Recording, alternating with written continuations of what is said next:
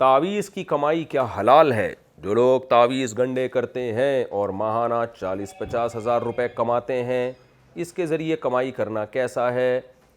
بہت ہی غلط سوال پوچھا ہے، اس لیے کہ تعویذ گنڈے والے 40-50 ہزار نہیں کماتے. آپ پتہ نہیں کس خوش فہمی میں ہیں. یہ 40-50 لاکھ بھی ان کے لیے کم ہوتے ہیں. یہ کروڑوں روپے کماتے ہیں، کیونکہ کرنا تو کچھ پڑتا نہیں ہے. کوئی بھی آ گیا کچھ بھی لکیر بنا کے دے دو، پیسے لے لو ان سے. تو بہت پیسہ کماتے ہیں. 40-50 ہزار کہہ کے آپ نے ان لوگوں کی توہین کی ہے. یہ ہنس رہے ہوں گے کہ بے وقوف کو دیکھو 40-50 ہزار. اور شکر ہے آپ نے اپنا نام بھی نہیں لکھا اس سوال میں.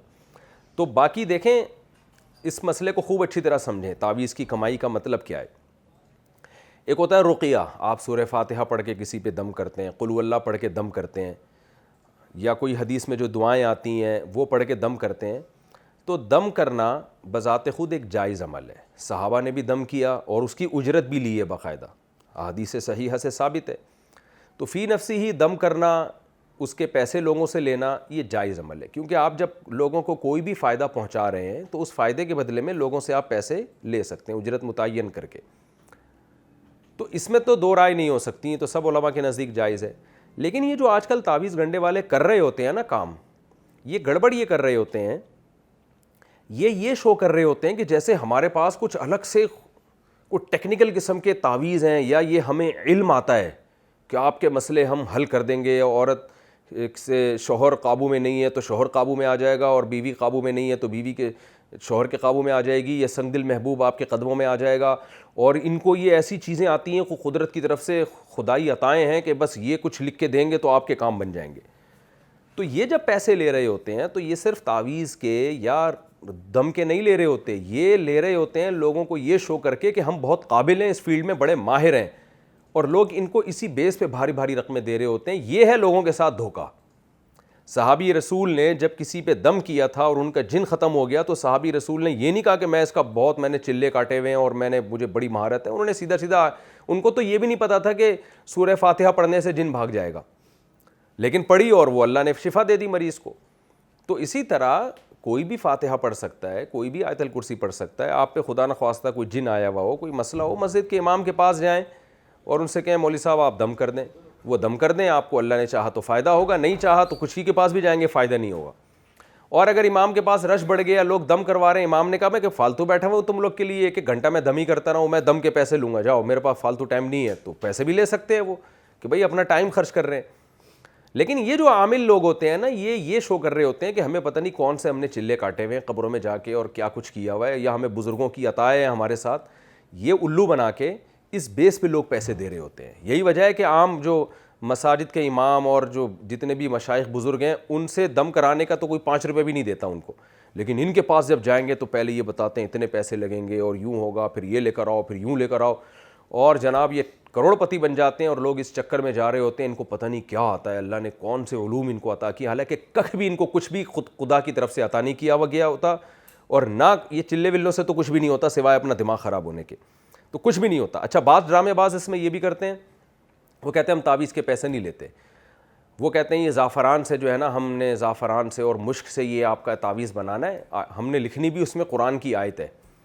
تو ایسا ہے کہ ہم پیسے نہیں لیں گے، آپ یہ زعفران اور یہ لے آئیں کہیں سے، مشک لے آئیں اور ہم تعویذ بنا دیں گے.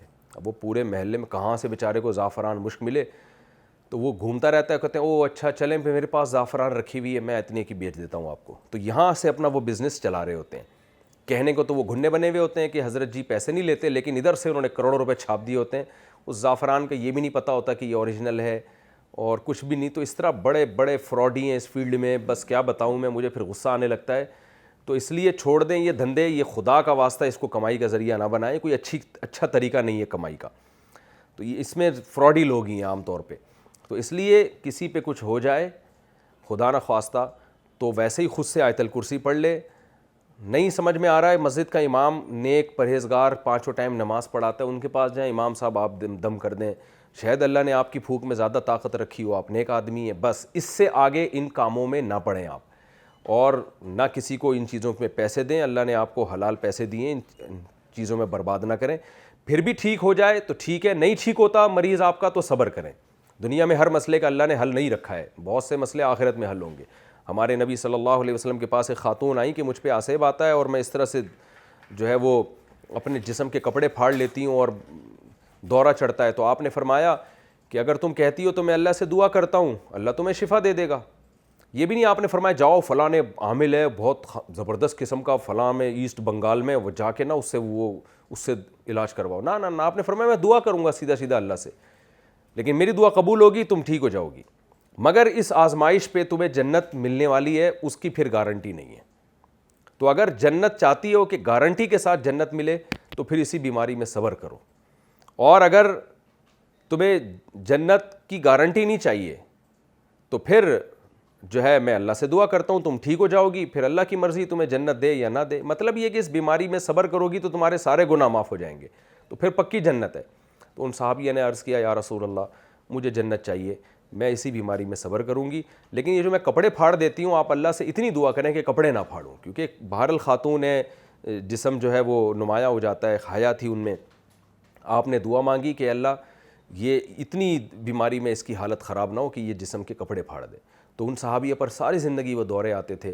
تو اس لیے میں بھی کہتا ہوں کہ بھائی اللہ نہ کرے کسی کی یہ کنڈیشن ہے، ڈاکٹروں سے علاج کرائے، نہیں ہوتا کوئی جن چڑیل بھوت کا کیس ہے تو سیدھا سیدھا دم کرے، آیت الکرسی پڑھ کے، سورہ فلق سورہ ناس پڑھ کے، فائدہ نہیں ہو رہا اب کسی بھی محلے کے بزرگ سے، اللہ والے سے، جس کے بارے میں آپ کا خیال ہو کہ یہ جو ہے زیادہ نیک آدمی ہے، ان سے دم کروا لیں بس۔ ان کو ہدیہ دینا چاہیں تو دے دیں ان کو اپنی طرف سے، نہیں بھی دینا چاہیں تو بھی ٹھیک ہے۔ وہ اگر لینا چاہیں کہ بھئی میں رش بڑھ گیا میرے پاس ٹائم بہت ہے تو چلو ان کو بھی پیسے دے سکتے ہیں، بشرطے کہ پروفیشنل نہ ہو، یہ نہ ہو کہ ان کا کام ہی یہی ہے، تو پروفیشنل لوگ فراڈی ہوتے ہیں اس میں۔ تو اس طرح کر لیں، پھر ٹھیک ہو جائے، مریض صحیح ہے، نہیں ہوتا تو بس صبر کریں اس پر۔ اور میں نے بہت سے لوگوں کو دیکھا ہے جنہوں نے صبر کیا ان کا مریض ٹھیک ہو گیا، اور جنہوں نے صبر نہیں کیا عاملوں کے پاس پہنچ گئے، تعویذ گنڈے والوں کے پاس پہنچ گئے، روحانی علاج والوں کے پاس پہنچ گئے، ایک آدمی ٹھیک ہوتا ہے دوسرا بیمار ہو جاتا ہے ان کے خاندان کا، اور ان کی نسلیں برباد ہو جاتی ہیں۔ وہ تعویذ فلیتے پلیتے اور گلے میں پٹا اور کالا پٹا، اور ایک تعویذ یہاں بندھا ہوا ہے، ایک گھٹنے میں بندھا ہوا ہے، ایک انگوٹھے میں، وہیں اسی میں زندگی برباد ہو جاتی ہے۔ اس لیے اللہ کا واسطہ اپنے آپ کو ان چیزوں سے نکالو، جب بھی کوئی مسئلہ ہو اللہ سے بس دعا مانگو اور ان چکروں میں نہ پڑیں آپ۔